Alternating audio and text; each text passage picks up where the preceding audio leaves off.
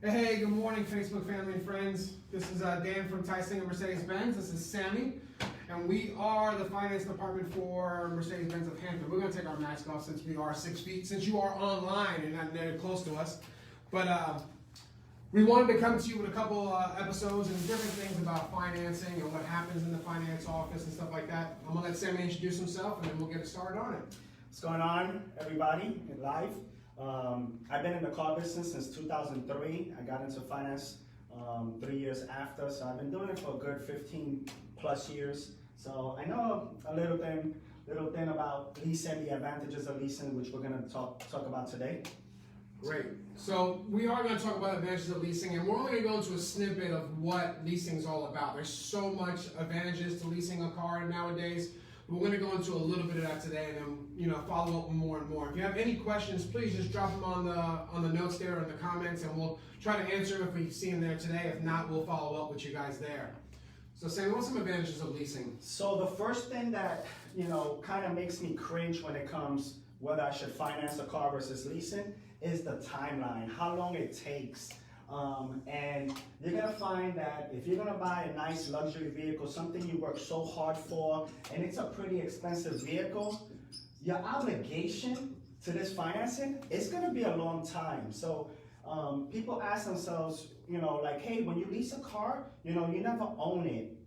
But we find out that when people finance a car for 75, sometimes even 84 months, people don't own it anyway because they never end up paying off the car anyway. So in retrospect, you really are leasing a vehicle for a longer time without any, with a huge obligation, okay? So here, the takeaway is you have to finance a vehicle for about 75 months or longer to be in the same type of time payment as a 36 or 48 month lease.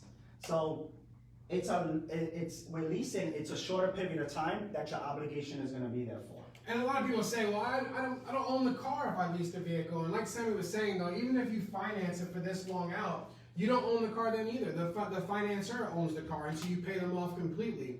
But also another advantage to this also is you have to wait to 72, 75, or even 84 months to actually get a title and have a paid off auto underneath your credit report.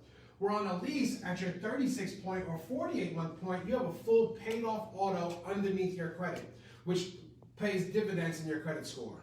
This is one of the major reasons why most people lease vehicles, because if you listen to a lot of financiers out there, it says that you buy things that appreciate, you lease things that depreciate, because you'll never get your money back out of a vehicle. It's just one of those things. So therefore, why spend extra money on a car you don't have to? You could be in the same $70,000 car for hundreds less if you leased a vehicle versus trying to finance the car. So this is one of the things that we talk about all our customers is leasing a vehicle versus financing.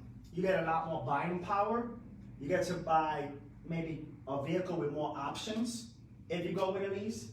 So definitely for us, my opinion, leasing is very important. Another thing that I like to talk about when it comes to the time frame is just imagine this. Imagine if you were driving down the road and you end up with a really bad car accident, right? Let's just say your insurance company does not want to pay off this car.